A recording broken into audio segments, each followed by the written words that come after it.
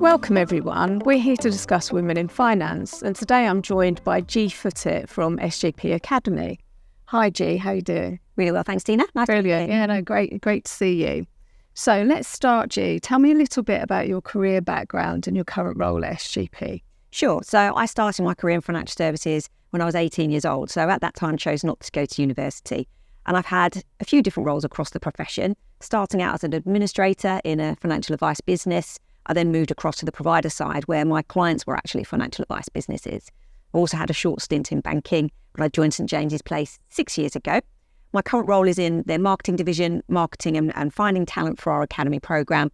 And prior to that, I was one of the recruitment managers. Oh, brilliant, thank you. So you've worked within the profession yourself for most of your career. What does the current gender imbalance look like, both within the profession but also here at SJP? Great question. So I think my whole time working in the profession, I have felt it is quite a male-dominated profession, but that is starting to change. And one of the great ways that SJP is starting to change that is by having its academy. So if you think about recruitment, if you recruit from the existing talent pool of people, you're going to get a similar makeup as to who's already in the profession. So what does that look like now? It's actually quite a shocking number, Tina. It's only 15.5% female in UK regulated financial advisors. Within our SJP partnership, which is made up of over 4,800 of those financial advisors, our makeup is 20% women. And we've achieved that through our academy, which has averaged about 26 to 28% females since inception in 2012. But because we have that big number within our partnership, it only sort of incrementally changes that percentage makeup. But I'm super passionate, as I know you are, about attracting more women to the profession. Yeah, it always surprises me how few females we do have in the industry in general, but it's really good to see that the academy is such a high percentage in comparison, isn't it? Yeah, definitely. Yeah, great stuff.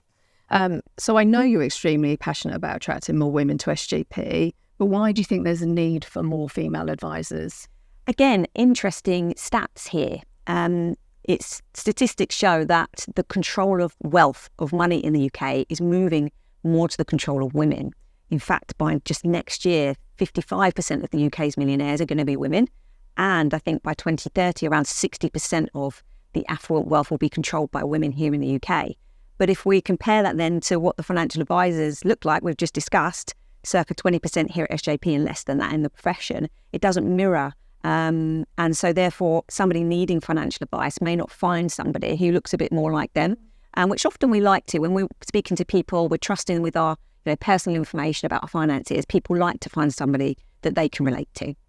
Interesting stats. 55% of women going to be the UK millionaires by 2025. I hope I'll be one of those women. So what are you and what is SJP doing to attract more women to SJP? Good question. So we can think about that on a large scale, SJP as a whole, and there are simple things that any organisation can do, which is think about their imagery, their language, and making sure that that's inclusive. For me, when I'm attracting talent to our academy programme, the opportunity for people to come and retrain as a financial advisor, I work with commercial partners where we're looking for pools or talent of people who are actively looking for a career change for one reason or another. So that could be ex-professional sports, for example. We just finished the Olympics. Often athletes retire reasonably young and need a second career. And also I can have partnerships with audiences who are just women. So women in banking and finance, career returners, to name a couple, that we work with. And so that just means our opportunity is out there and in front of women. And then finally, I think it's really important that once they do come and see us, that the event feels comfortable for them. I remember an interview that I did a year or so ago for International Women's Day, and one of our female partners, Kerry Edwards, mentioned that it just brought a hurdle down for her in terms of entering this as a profession. She came from the charity sector, and being in a female-only event, she felt more comfortable to ask questions. And it was interesting because I joined the academy at a ladies' recruitment event, and I actually think that even now I would probably not have made the career change that I did because I've been working in the voluntary sector for 19 years prior to coming into the academy. That I wouldn't have done that probably if it had been a mixed gender event, and I don't actually know why. But I think when you're kind of not feeling confident about something, adding gender to the story just gives you that extra hurdle. And so for me, removing that hurdle of it being a female recruitment event geared towards women just took away one hurdle for me. And it's interesting because it's not one that I would have consciously thought that I had, but it certainly helped me to not have that hurdle there and to make that event. So with our female affinity partners, I really do focus on having a female-focused event. So having an academy graduate who's a woman, been through the programme recently, what was their real experience like and what does their life look and feel like now? As well as some of our support teams, so academy development managers. We've got great women and men in the academy that work in there, but trying to get one of those female academy development managers along to the event just to make you feel welcome and safe and comfortable to ask lots of questions. Yeah, I mean, we've got many inspirational women that you can pull on their experiences, haven't you? Absolutely. Yeah, brilliant, thank you. So why do women make great financial advisors? Well, it's important to note that both men and women make great financial advisors. Women sometimes come with natural traits that they may not see in themselves as being a good transferable skill, but often women make people feel comfortable around them quickly. They can create a safe space for somebody to ask questions. And that's all around sort of emotional intelligence or empathy. So women often come with those traits naturally. And then we just need to teach them, I guess, the technical side of the role. But what we want to break through is this thought that finance is just for men. It isn't. It's equally as important for men and for women. We spoke about the stats earlier. The control of money is moving to women in the very near future. So finance is for everybody, and we need to make sure that financial advice is for everybody too. And women can often relate more to other women, can't they? It's interesting. I think since working here at SJP, obviously we work very closely with lots of people that have come through the programme and with existing advisors in the partnership. And many of them like to focus on helping women with their finance, and that's how they attract clients. They focus on them as an audience. But when I ask them, what does your client book look like? Is it 70% women? They often say, no, it's actually 50-50 because you end up looking after the whole family. A household. So it's an interesting one, but their passion is helping women and that's where they lead. Yeah, great. Thank you. So why do you think it's a great profession for women? Often women are looking for a degree of control, autonomy, and maybe flexibility around something else in their life. It could be caring responsibilities, but it could be something else. I think most people actually are looking for a bit more autonomy and flexibility in their careers, be they men or women, but particularly women. And then having long-term relationships and having a role that is meaningful, again, I think is important to women. If they were searching for that ideal job, something meaningful helping others would often be on that list for them. So it's finding a role that can deliver those things, but actually doesn't have an impact on your earning potential. Sometimes women after having a family tend to go for a part-time job. Well, this is a job that you can be flexible around things that are important to you outside of work, but it doesn't impact what you can earn.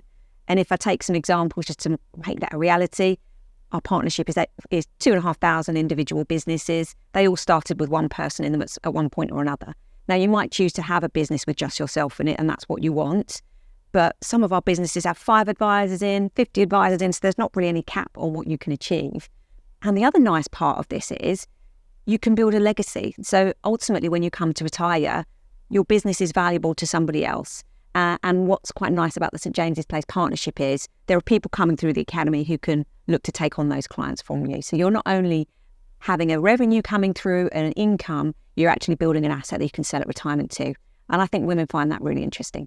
Yeah, really interesting. I mean, I definitely think it's the art of the possible at SJP. You can grow a small business or you can grow a big business, and we'll help support you in whichever way you want to go. Thank you. And once at SJP, what are we actually doing to help build an internal community and support system for our female advisors? Now, I know this is something you're really passionate about, Tina, and highly involved with, as I am as well. So SJP has networks, and we have a female focus network that we call Unity, and it has different chapters around our different location offices. But we also have a chapter for our people who are training in the academy. And that just helps connect women who are at various different stages of their training. Our average intake at the moment, we're averaging around 30% females starting the programme, but you might be on an intake where it's typically 20 people. There could be a handful of women versus, 2/3 or 3/4 are men in that cohort. When actually we want to connect all the women across all the different cohorts so that they've got some peers and some friends that they can lean on. And everybody says to me that their cohort who they join with remain friends almost for life. So yeah, it's super important that they feel like they're supported. So that starts in the academy, and I know it continues all the way through when you're out of the programme and into the location, which I know you look after. Yeah, and it's great stuff, isn't it? I think everybody feels really welcomed and part of the wider community. So it's good stuff that we're doing. If there are any women watching this and considering their next advising role, what would your advice be to them? Yeah, so our academy can take on board people who have the qualifications but have never given advice before, or alternatively, somebody who hasn't even had any experience in financial services, so they need to get the qualifications and the soft skills. And that's the beauty of the programme. That's how we can attract and retain fresh people coming into the profession, fresh talent, and hopefully addressing that gender imbalance. So anybody sitting here watching, thinking, I wish I could work for myself, and dreaming of that autonomous kind of working lifestyle, financial advice is a great profession to consider. And we have a saying in the academy, BBQ, be brave quicker. So if you're considering it, come and have a conversation with somebody. It's very much informal at the beginning, but just come and have a chat. Be brave quicker. I love that. Thanks, G. Thanks a lot for your time and for your insights. Joining SJP has massively improved and changed my life. I feel absolutely liberated. And I can really, really have a positive impact on others. Over the last 10 years, I've never looked back. As women, we are great communicators. So many women that are successful in this business are so helpful. Women have empathy, emotional intelligence, and can thrive in this industry. Women advising for women. Don't be intimidated by finances. Don't try and be anybody else. Have confidence in your own ability. Educate yourself and read as much as you can. We need women that understand women to give advice to women. But most important, don't beat yourself up and believe in yourself. Things change. Let's keep changing them for the better. Embrace equity at SJP.